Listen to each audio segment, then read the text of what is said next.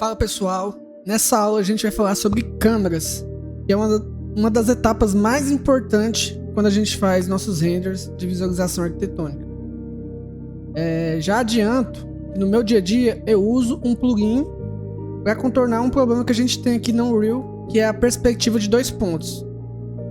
Então eu vou estar comentando sobre, vou estar explicando o que essa ferramenta nos ajuda, mas vocês conseguem seguir o tutorial também normalmente sem o plugin, só com a câmera nativa da Unreal. Porém, se vocês tiverem a condição de comprar esse plugin, vai ser muito essencial.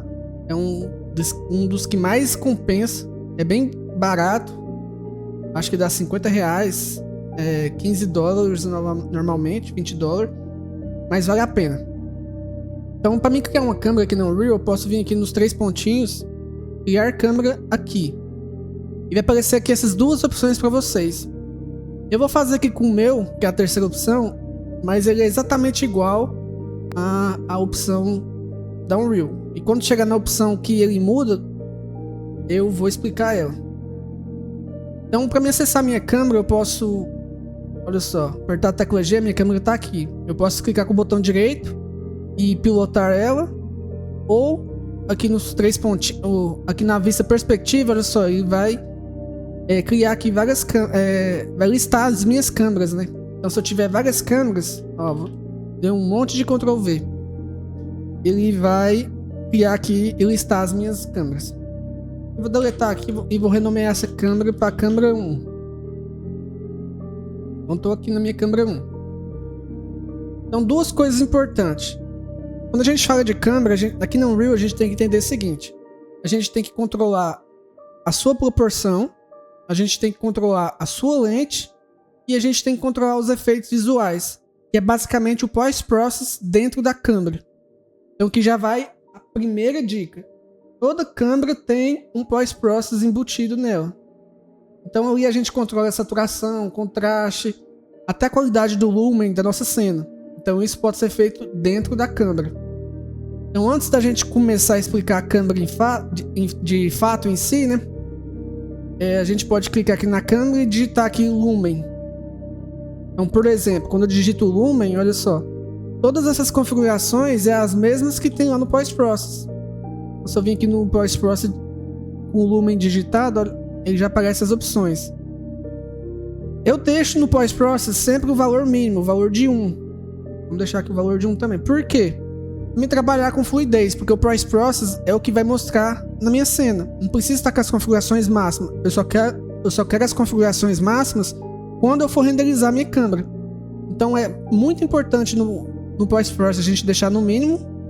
E lá na câmera a gente pode vir e alterar esses valores já para o máximo aqui, que eu gosto de usar no valor de 8.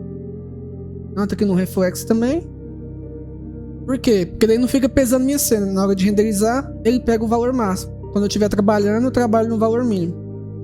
Outra coisa, o que você não mexer aqui no post-process da câmera, ele vai considerar o que está lá no post-process da cena.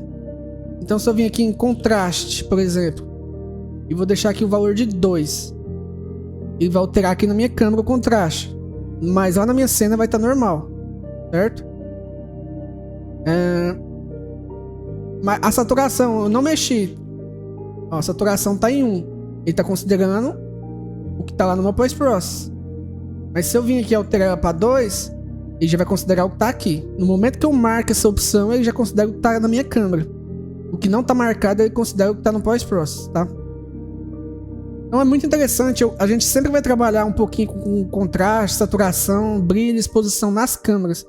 Porque é muito difícil a gente trabalhar numa cena em tempo real e deixar tudo bonito em todos os locais ao mesmo tempo. Então, quando a gente vai renderizar a câmera em outro local, às vezes fica um pouco escuro. Então, a gente vai fazendo esses ajustes em cada câmera. Então, assim a gente consegue ter um render de alta qualidade visual em todas as câmeras e sem se preocupar e perder muito tempo trabalhando na cena toda, tá? Inclusive, a gente humaniza a cena baseado na câmera. Então, aonde a câmera pega, a gente vem colocando folhas no chão, carro, pessoas, deixando a cena mais humanizada. Se a gente fizer isso sem ter as câmeras, a gente vai trabalhar em dobro. Às vezes a gente vai trabalhar em objetos que nem vão aparecer no nosso render. Então é sempre interessante a gente posicionar as câmeras primeiro para depois vir dando aquele grau na nossa cena, deixando bonito. Então quando eu digito aqui, quando eu pego a minha câmera, a gente tem algumas opções aqui já no início. Essa opção aqui, que é o Look Tracking, e basicamente você vai selecionar um ator.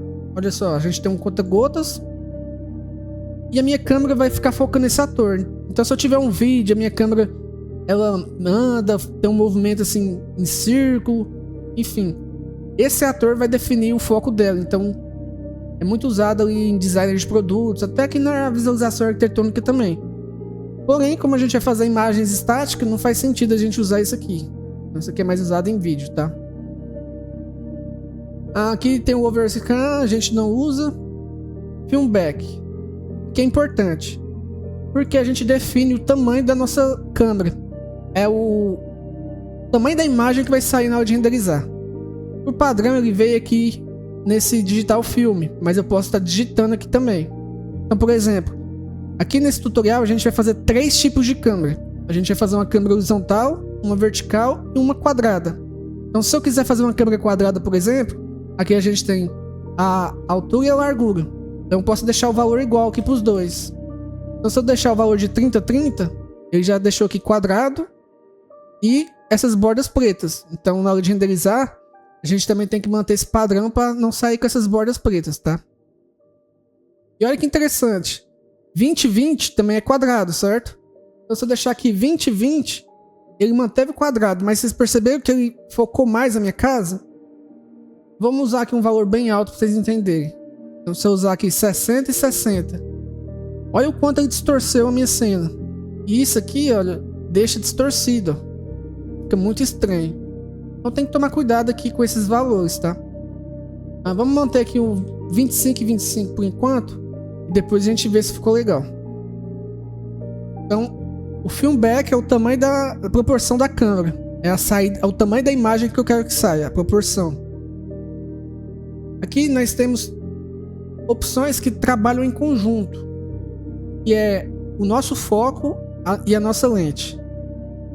Então, se vocês perceberem aqui, a gente tem as configurações da lente. Ela veio aqui com o mínimo e o máximo de foco. Ele está variando de 4 até 1000, certo? E onde que a gente controla isso aqui? Aqui embaixo a gente tem esse focal length, que é o tamanho do foco. Então, como ele está variando de 4 a 1000, olha só, se eu variar aqui, ó, o mínimo que eu venho é 4 e o máximo que eu venho é 1000. Então, a gente consegue dar esse super foco. É bem interessante dependendo qual tipo de imagem a gente vai fazer. Então aqui ele também traz outras opções. Uma lente muito usada é essa aqui, 24/70. E vai variar de 24 até 70. Então o mínimo é 24, olha, o máximo 70. Então a gente pode estar trabalhando com essa câmera, ou se você quiser digitar manualmente, vamos supor que eu quero digitar aqui, eu quero usar o valor de 25. Basta eu digitar 25 nas duas dimensões que eu já adoto esse valor. Mas aí eu não consigo alterar aqui. Então isso aqui é meio que um parâmetro de início e fim, e a gente controla esse parâmetro aqui no tamanho do foco. Mas para ficar mais realista, vamos usar aqui uma câmera que existe de verdade, né? Vamos usar essa aqui, 24/70. E logo a gente já percebe, olha, que a nossa câmera está enquadrando muito. Deveria estar mostrando mais aqui o entorno. Tá até cortando aqui a nossa casa, né? Então a gente pode voltar aqui na largura e na altura. E vamos deixar 30/30. E chegar nossa câmera um pouco para trás também, né? Para ter um enquadramento legal. E aqui abaixo a gente tem a abertura da câmera, da lente. O que é essa abertura da lente? Quando a gente foca um objeto, tanto em primeiro e segundo plano, ele vai dar aquele borrado, né? Vai deixar o foco em um objeto e deixar um blur, um bloom, né? No fundo. Deixa eu colocar aqui um objeto como exemplo. Ficar mais interessante da gente perceber isso. Eu tô com a minha câmera aqui, vou chegar perto do meu objeto. Então, se eu focar aqui o meu objeto, ele já embaçou o meu fundo da casa, tá vendo? E aqui tá bem nítido. E eu posso fazer o contrário, eu posso focar aqui focar a minha casa, ó, vou focar lá aquela árvore. E ele vai desfocar aqui o meu objeto. Só que esse desfoque ele é controlado de duas formas. A quantidade de desfoque que eu quero. Tanto pela lente. Então se a gente vir aqui, vamos mudar essa lente aqui. Como ela está de 24 a 70, né? Vamos colocar aqui 70. Vou chegar um pouquinho para cá. Olha só o quanto que está embaçando o meu primeiro plano e focando lá atrás. Vamos inverter aqui o foco. Vou jogar esse foco agora para cá. Então, embaçou muito lá no fundo. Então, a lente, quanto maior é a abertura da lente, maior é o desfoque. E quando a gente aumenta essa abertura da lente, a gente percebe que a cena vai ficando mais escura. Por quê? Porque entra menos luz na lente. Então, a gente tem esse controle de lente, foco e exposição. Tem que trabalhar bastante nisso. São conceitos mais artísticos. Então, essa questão do foco a gente usa muito quando a gente vai fazer aquelas imagens que focam muito um objeto só em específico. Se a gente quer mostrar tudo, aí não é interessante a gente trabalhar com lentes maiores, tá? É muito melhor a gente trabalhar com menor, tomando cuidado para não distorcer. Vou colocar aqui uma lente de 10. Olha só, se eu mexer, minha árvore distorce tudo, a minha casa distorce tudo. Então vamos trabalhar aqui com a nossa lente de 24 até 70 e vamos mantê-la aqui em 25. Beleza? E o foco? Então o foco, olha que interessante, eu vou focar aqui. Se a gente ativar essa opção aqui, ó, Debug Focus Plane, a gente consegue ver o nosso foco através dessa cor roxa. Pode ser alterado aqui também, ó. Então eu consigo tanto focar meu objeto por aqui, olha só, e manualmente eu consigo controlar aonde que eu quero focar e onde está em roxo é que vai desfocar. E a mesma coisa o inverso. Posso desfocar lá atrás e mostrar aqui na frente. Então isso aqui é só um efeito visual mesmo, pra gente ter esse controle. Depois é só desativar e fica tranquilo. Então aqui a gente trabalhou o tamanho, a proporção da nossa câmera, a lente que a gente vai usar, a abertura. Então se estiver desfocando muito, eu posso aumentar a minha abertura. Eu posso aumentar aqui a minha abertura para desfocar menos e corrigir na exposição, tá? Mas por padrão, vamos adotar aqui o valor de 2.8 mesmo. Até porque a nossa câmera vai mostrar tudo, a gente nem vai usar esse foco. Outra coisa interessante, se a gente desativar o foco, ó, vocês vão ver que a cena vai ficar mais escura. Por quê? Porque entra naquela questão da lente, da quantidade de luz que entra. Então se a gente desativar ela, a gente precisa alterar a nossa exposição. Só que olha só, a exposição não tem nada. E mesmo assim tá claro, porque ela está considerando a exposição lá do Post-Process. No momento que eu habilito aqui na câmera, ela vai pegar a exposição aqui da minha câmera. Olha só, vou ativar essas três e vou pôr manual. E vai ficar tudo preto. Então eu sempre gosto de trabalhar com a exposição manual. Daí a gente consegue usar o High Resolution lá no Movie Render. E também a gente consegue ter um controle melhor. Então, se a câmera estiver num lugar mais escuro, a gente consegue colocar mais exposição. Se estiver muito estourado, a gente consegue diminuir isso de câmera para câmera. Então eu vou deixar aqui o valor de 10.2. E é o que está lá no nosso Post-Process. E consequentemente, ó, se eu sair, vai estar a mesma intensidade do meu Post-Process, tá? Nesse caso aqui, eu vou deixar um pouco mais claro. Vou deixar aqui 10.8. Depois a gente vai ajustando à medida que a gente vai renderizando para chegar num resultado legal. Tem uma opção aqui também, ó, se eu digitar Post-Process, que é esse Blend aqui, ó. Quando eu desativo ele sempre vai usar a configuração do Post-Process. Ele não vai misturar. Então, mesmo se eu alterar nas câmeras, não vai fazer efeito nenhum, porque vai estar considerando no Post-Process. Normalmente é muito raro usar isso, é mais em projetos interativos, então sempre deixa o valor de 1 aqui mesmo. Porque pode ser que tenha alguma configuração que você nem altere, ou que seja importante e depois acaba que você se confunde, porque não está fazendo efeito, tá?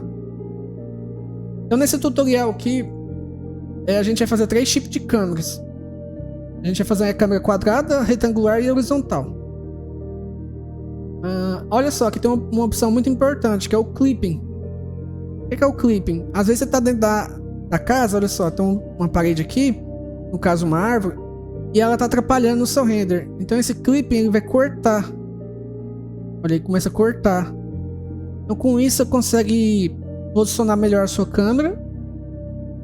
E se tiver algum objeto atrapalhando, você consegue tirar ele da sua vista. Isso aqui facilita muito. Só que tem um detalhe. Quando ele começa a cortar, ó, ele começa a cortar de baixo. Então na maioria dos casos, a gente inclina um pouco a câmera. E aí que vem o problema da câmera da Unreal, que por isso que eu uso o plugin. Primeiro que não é só por esse motivo. Até a questão visual. Nos renders eu gosto mais de mostrar o céu, menos o asfalto. Então, quando a gente posiciona a nossa câmera, se eu inclinar ela para cima, ele vai distorcer a minha casa toda. Então, aqui no caso, eu acho que ele não está distorcendo porque está ativada a opção. Então, aqui no plugin eu tenho essa opção aqui, ó, que é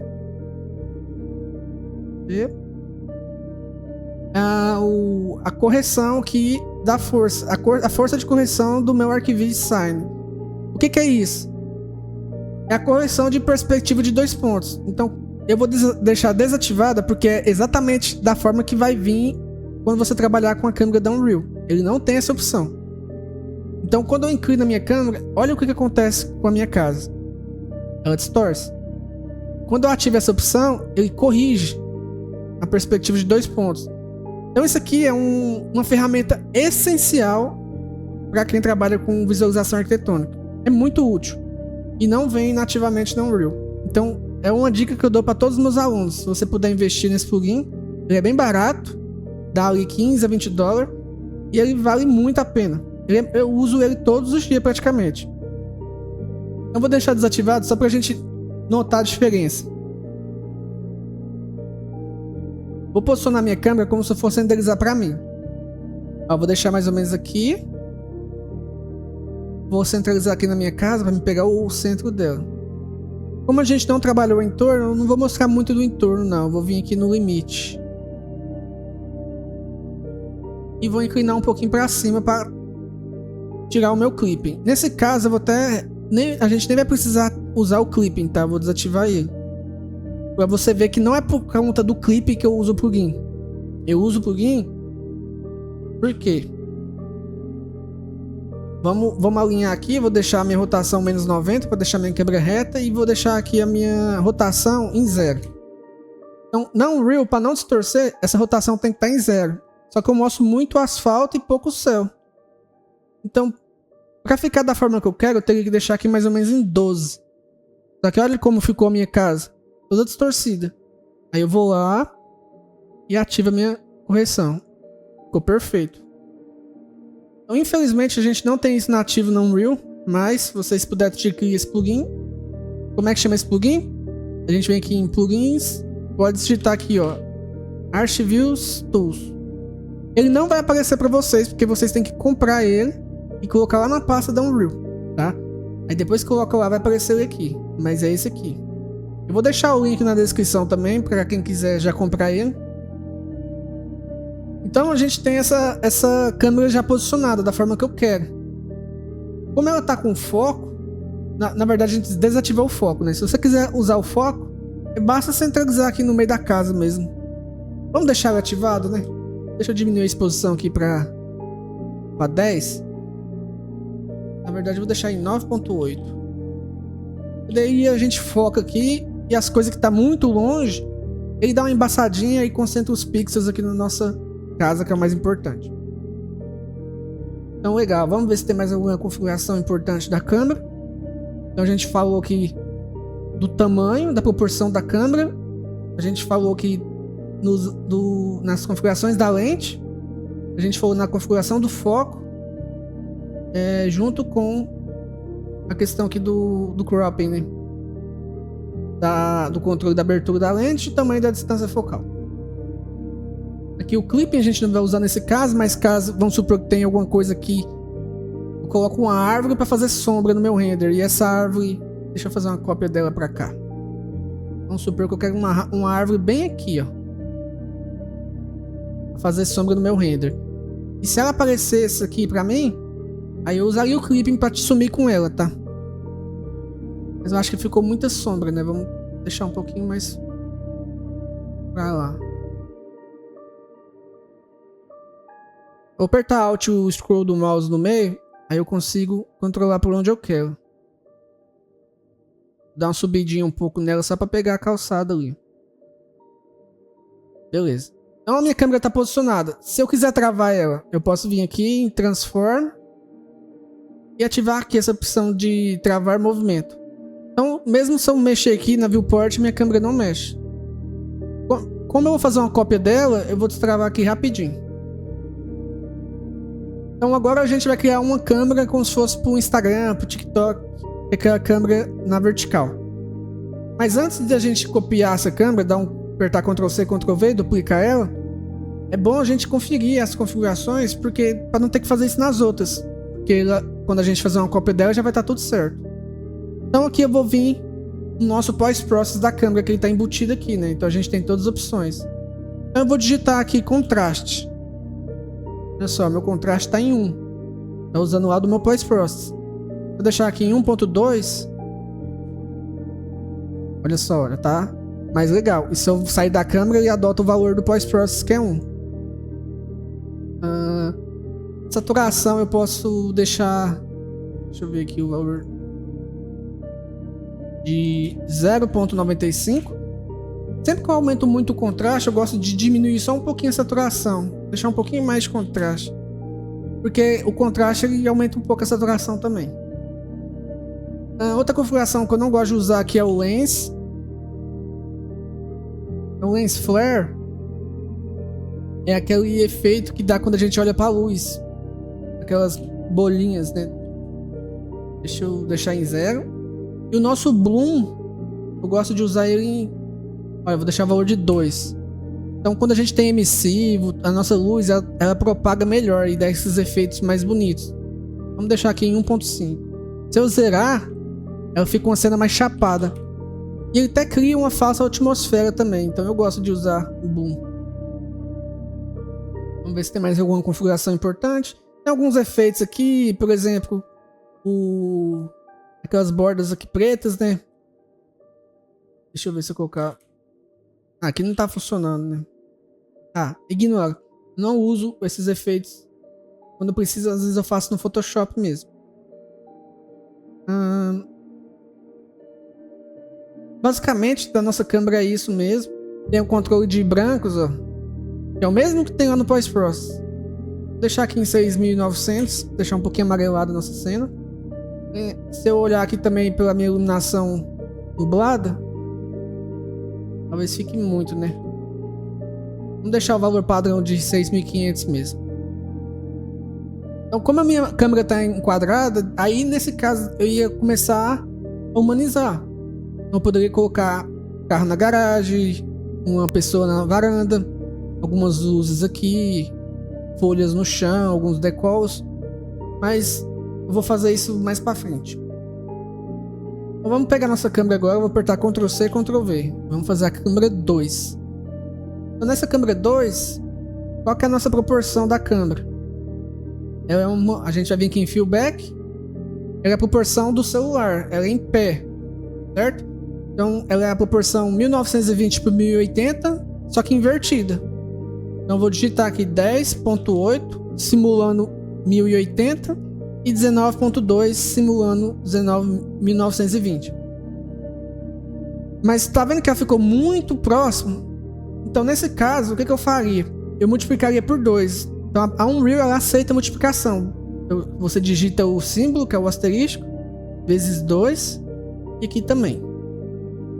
Então só mantive a mesma proporção do 1080 por 1920, só que eu multipliquei por 2 para abrir mais. E olha que legal, ficou bem enquadrado, né? Se eu quisesse mostrar menos o chão, poderia vir aqui na minha câmera e aumentar aqui a inclinação, mas só consegue fazer isso com o plugin. Vou deixar aqui em 18. Bem legal. Outra coisa interessante que eu não falei é a altura da câmera. Então olha só, se eu clicar no meu piso, ele está no eixo, no valor 0. a minha câmera tá no 161. Então é como se ela tivesse 161 centímetros do chão. Vamos deixar em 160 as duas, para ficar mais ou menos a altura do observador. E para finalizar, eu vou pegar essa câmera 2, vou copiar e colar. E esse aqui vai ser invertido, vai ser uma câmera na horizontal. Então ela é basicamente o inverso dessa, ela é o 1920 por 1080. Só que eu vou fazer a mesma coisa, vou multiplicar por 2. Só que ela tá muito inclinada para cima, né? Aí essa aqui eu vou diminuir aqui para 8. Aí, como ela tá muito próximo da casa também, a gente pode jogar para trás.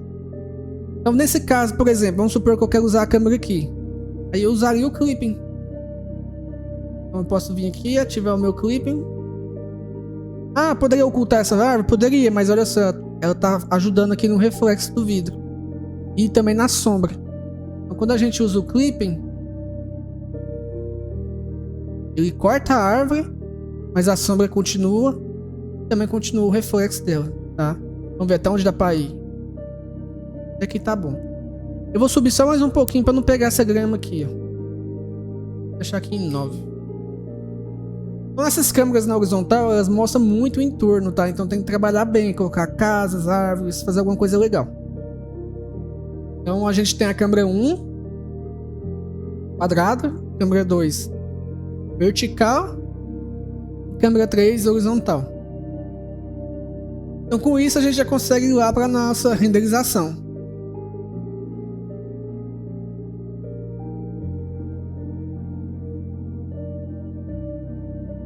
Então basicamente nossa introdução de câmeras é isso. Tem algumas outras configurações que são poucas usadas.